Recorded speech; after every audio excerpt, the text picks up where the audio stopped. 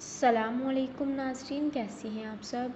नाज़रीन, आज आपके साथ रमज़ानुल मुबारक का वजीफ़ा शेयर करेंगे। ये नहायत ही मुजर्रब वजीफ़ा है, इसकी बहुत ही बरक़ात है। ये वजीफ़ा कुरानी सूरत है। आज का जो अमल है वो सूरह इखलास का है।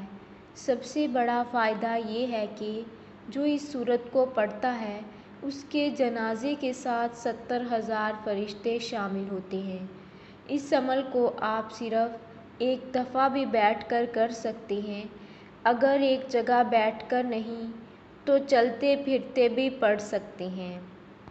मर्द हज़रात अपने काम के दौरान पढ़ सकते हैं।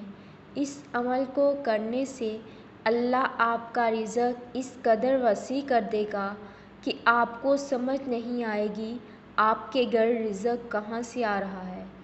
अगर आप इसको नहार मुँह पढ़ें तो और फ़ायदा होगा। सूरह इखलास को नहार मुँह पढ़ने से इतना फ़ायदा होगा कि आप खुद हैरान हो जाएंगे। नाज़रीन, आपसे गुजारिश है कि मज़ीद अच्छी वीडियोज़ के लिए हमारे चैनल को सब्सक्राइब कर दें।